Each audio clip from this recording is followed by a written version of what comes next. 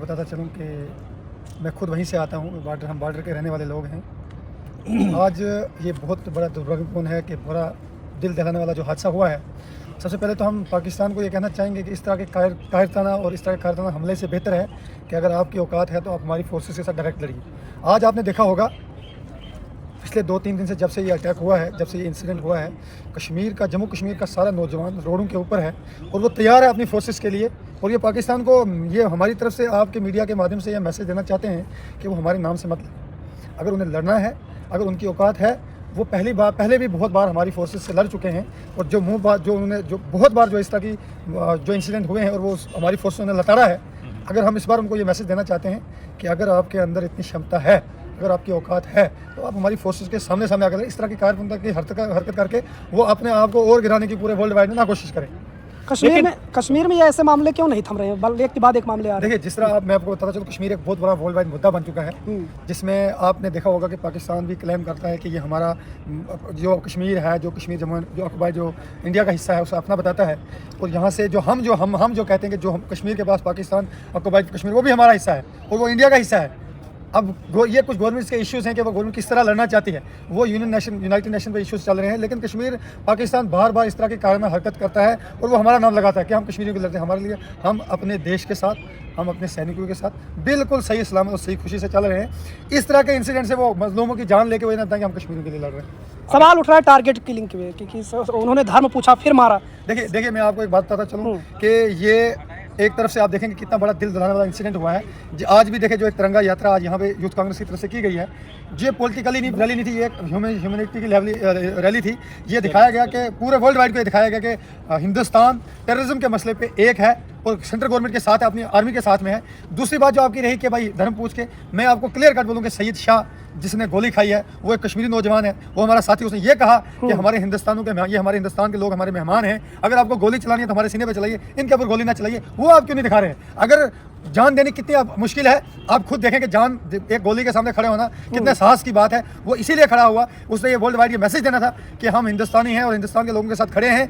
आतंकवादी की गोली अपने सीने पे खाई सैयद सज्जाद अहमद, जिसने, मैं आपको बताता चलूँ, वहाँ 2000 टूरिस्ट था, वहाँ पे 2000 सिर्फ अगर 28 लोग शहीद हुए हैं, उस बाकी टूरिस्ट को जो है रेस्क्यू सिर्फ वो किसी एजेंसी ने किया है, वो वहाँ के लोकल लोगों, स्थानीय लोगों ने किया है, वो वहाँ के कश्मीरी घोड़े वालों ने किया है। जो भी यहाँ पे रेजिडेंशियल कश्मीरी लोकल लोग थे, उन्होंने जो है अपने कंधे पे बिठा के, आप देखें बहुत सारे लोगों के इंटरव्यूज आपने देखे होंगे, बहुत सारे टूरिस्ट के वीडियो आपने सुने कि कश्मीरी के वहाँ के लोकल स्थानीय लोगों ने कितनी मदद की है उनको रेस्क्यू करके उस इंसिडेंट प्लेस से दूसरी जगह लाने में। तो आप कह रहे हैं कि इसमें धर्म का एंगल जोड़ा जा रहा है? बिल्कुल धर्म। देखिए, आप मेरे को बता दूं, दो चीजें इसमें हैं। अगर यहाँ ये राजनीति मुद्दा नहीं है, ये इंसिडेंट हुआ है वर्ल्ड वाइड, इसमें कंडोलेंस हुआ है, खास करके हिंदुस्तान इस मसले में बिल्कुल एक है। एक तरफ से अमित शाह और ये जो गोदी मीडिया, जो खास करके जो मोदी मीडिया है, वो ये चीज चला रहा है कि धर्म पूछा, पेंट उतारी और उसके बाद फायरिंग की गई। तो उनको पूछिए सईद शाह कौन था, सज्जाद अहमद कौन था, उनसे पूछिए कि तुम वहाँ लोगों को रेस्क्यू, 2000 लोग जो वहाँ पे थे उनको रेस्क्यू करके तुम लाए थे। उसके बाद एक तरफ से देखिए मोदी जी आते ही रैलियां शुरू कर ली है और रैलियों में बता रहे हैं कि भाई हम बदला लेंगे। भैया आप बदला लीजिए। द JNK का हर सिंगल,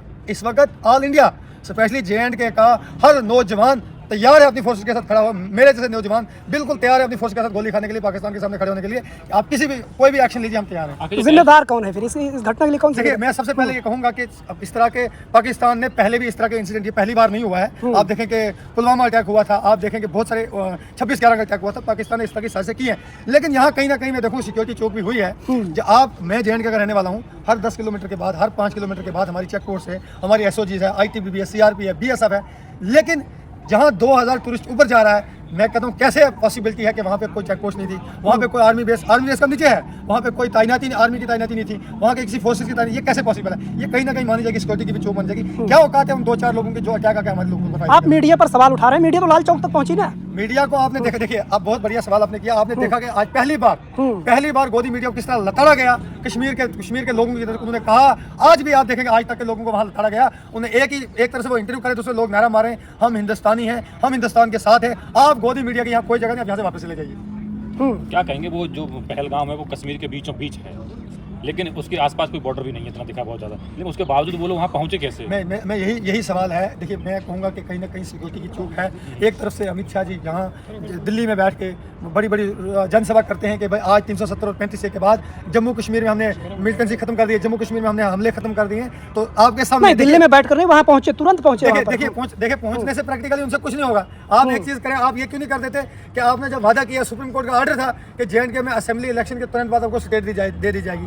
अगर स्टेट दे दी होती, आज के इंसिडेंट की रिस्पॉन्सिबिलिटी जम्मू कश्मीर के चीफ मिनिस्टर की होती और वो जवाब दे होता। आज मुझे बताइए कौन जवाब दे है इस इंसिडेंट का? इतना बड़ा इंसिडेंट हुआ, 28 लोगों की जान गई है। नहीं, ऐलान किया प्रधानमंत्री जी ने, ऐलान किया कमर तोड़ी जाएगी आतंकवादी। मैं कह रहा हूँ बिहार इलेक्शन में जाके पॉलिटिकली रैली से कमर नहीं तोड़ी जाएगी। अगर आपका 56 इंच का सीना है, आप चलिए पाकिस्तान पे अटैक कीजिए, पाकिस्तान की कोई औकात नहीं है हमारी फोर्सेस का सामना करने के लिए। और सबसे बड़ी बात यह है, मैं एक क्लियर दावे से कहता हूँ कि जम्मू कश्मीर का बच्चा जम्मू कश्मीर का नौजवान आज अपनी फोर्सेस के साथ यूनाइट होकर खड़ा है कि आप पाकिस्तान को मुंहतोड़ जवाब दीजिए, हम आपके साथ। अमित शाह जी कहते हैं अपनी जान दे देंगे कश्मीर के लिए। देखिए, बात बोलने में तो करने में बड़ा फर्क है। सवाल कर रहे हैं। देखिए, आप बात बोलने में और करने में बहुत फर्क है। अमित शाह जी ने पहले भी बड़ा कुछ कहा है, लेकिन वो प्रिपेयर, आप देखें अमित शाह जी ने और बीजेपी सरकार ने, इन्होंने पहले कहा कि जम्मू कश्मीर को राज्य का दर्जा दिया जाएगा, जम्मू कश्मीर में इलेक्शन करवाए जाएंगे। लेकिन इलेक्शन भी अगर हुए हैं, वो भी सुप्रीम कोर्ट की गाइडलाइंस के ऊपर, सुप्रीम कोर्ट के प्रेशर के बाद हुए हैं।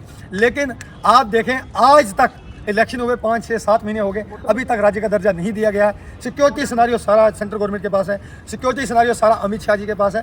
देखिए, यहाँ पे मसला टेररिज्म का है, उस पर हम यूनाइट हैं, लेकिन अमित शाह जी को इस्तीफा दे देना चाहिए। दूसरा कोई आएगा, देखेगा सिक्योरिटी सिनारियो क्या है। हमारी फोर्सेज का भी देखिए आप, अगर हमारी फोर्स अभी आप देखें, अभी 3 जगह इनकाउंटर चल रहा है।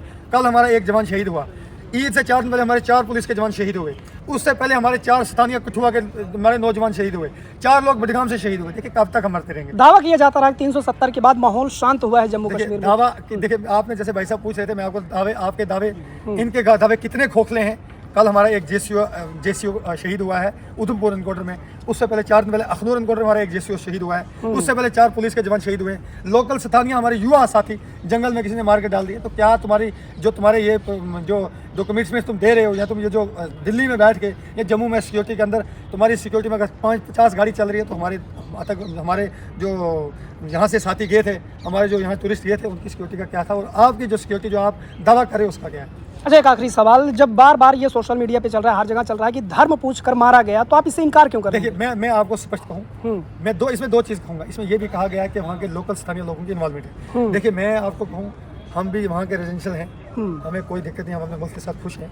मैं आज दिल्ली के अंदर खड़ा हूँ, क्योंकि मैं हिंदुस्तानी हूँ। अगर कोई किसी की इन्वॉल्वमेंट है, अगर कोई मिलते इस इंसिडेंट में या किसी इंसिडेंट में लोकल या स्थानीय लोगों की इन्वॉल्वमेंट है, वो भी टेररिस्ट है, अब उसको गोली से पहले उड़ाइए, पाकिस्तानियों को बाद में उड़ाइए, पहली बात। दूसरी बात, मैं आपको क्लियर कट कहूँ कि अगर आपको ये लगता है या सोशल मीडिया पे जो प्रोपेगेंडा चलाया जा रहा है, गोदी मीडिया के द्वारा चलाया जा रहा है, गोदी मीडिया की क्या हालत हुई है आप शायद आपने देखा होगा, तो सैयद शाह हुसैन ने गोली सीने पे खाई है, सजाद अहमद ने अपने कंधे पे उठा के, इब्रार अहमद ने अपने कंधे पे उठा के टूरिस्ट को नीचे लाया है। वो इसलिए लाया कि वो हमारे हिंदुस्तान के मेहमान थे, वो हमारे वहाँ घूमने गए हुए थे, और ये क्लियर मैसेज था, और सैयद शाह का ये क्लियर मैसेज था सीने पे गोली खाना कि भाई हम हिंदुस्तान के लोग एक हैं और हम अपने मुल्क के साथ खुश हैं। हमारी कोई इन्वॉल्वमेंट, इस तरह के इंसिडेंट, इस तरह के कारण हमें हमारी इन्वॉल्वमेंट नहीं है। अच्छा, नाम बता दीजिएगा और जगह कहाँ से? मेरा नाम फयाज दीवान, मैं युवा कांग्रेस स्टेट वाइस प्रेसिडेंट हूँ।